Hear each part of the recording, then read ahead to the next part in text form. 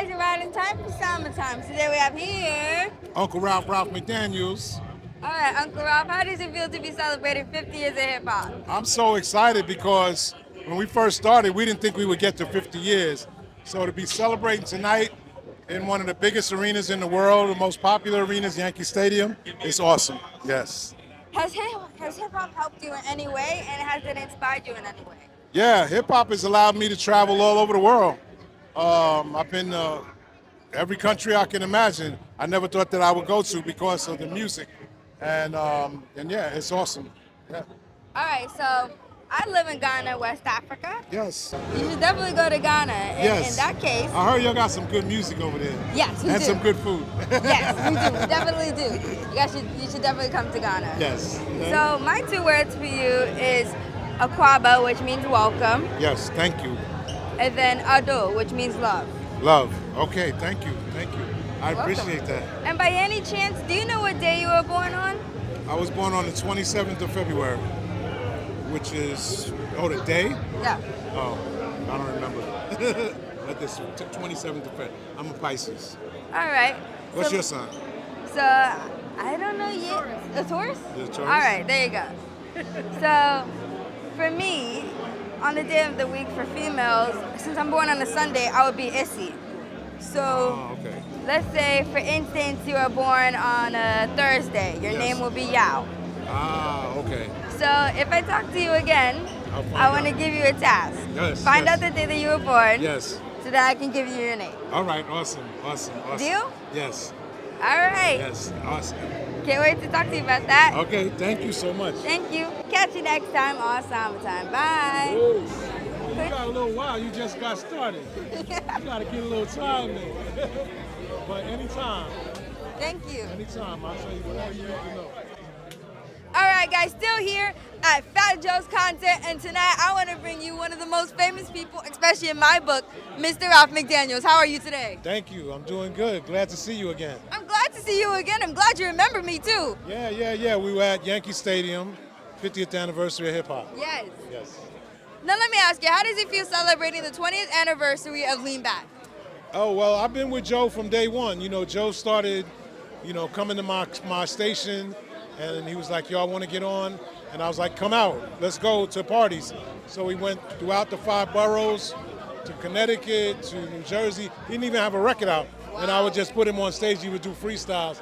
And then he started working on his own stuff, and he got a record deal, and that's how he got started. So I think it's between me and Cool DJ Red Alert is really how he got his start.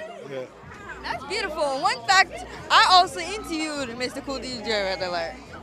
Well, look, this hip hop thing, the reason why Joe was really passionate about doing this thing tonight was because he felt like there's a lot of artists that sometimes don't get recognized, especially at the 50th anniversary. Only so many people could get on the stage. He wanted to recognize some of the people that he grew up on, that he's a fan of, like Beanie Siegel and Freeway, and, of course, he's got records with Ashanti.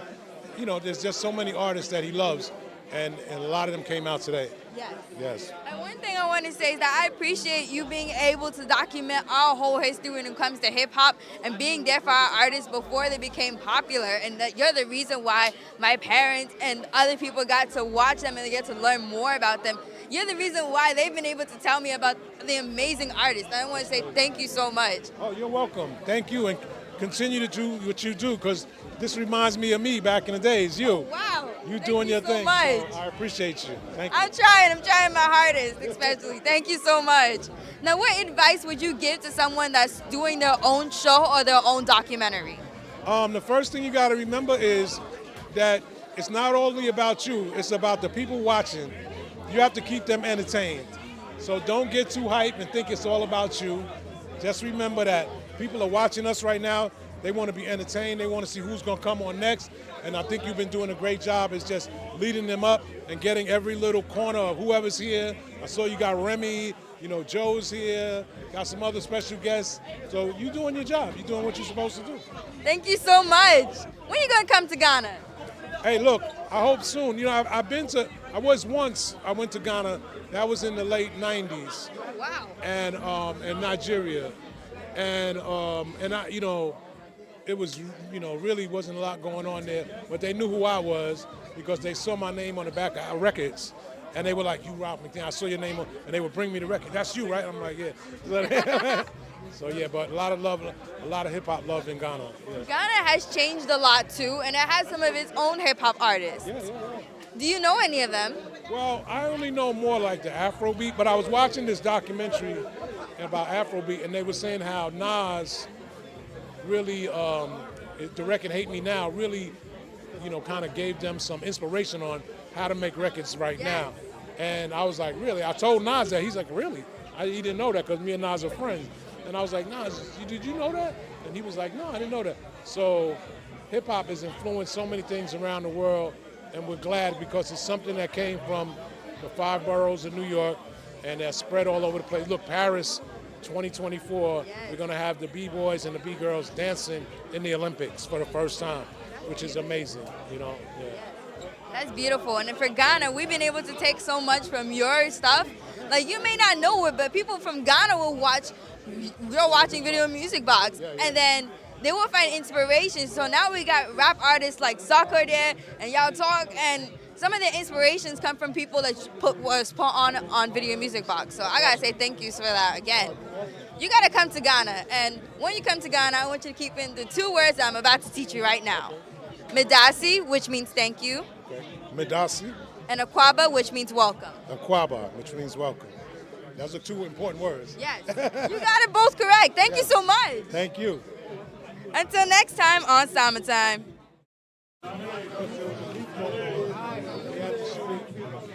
Lower East Side and Coney Island.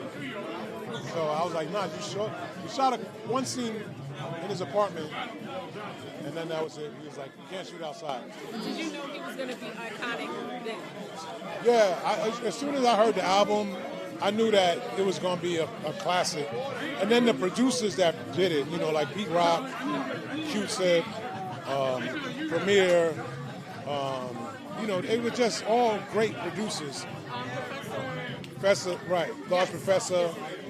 Well, Large Professor is really how we first, because I did a video for Main Source first, just hanging out, and Nas is in it. He's in it, like there's a scene where actually he gets his chain snatched. I gotta go back and You look at it, that's Nas. Yeah. This is before he's Nas, but he's on Live at the Barbecue by Main Source. So they had a relationship, and Large Professor produced It Ain't Hard to Tell. So Large is a very important part of what Nas became.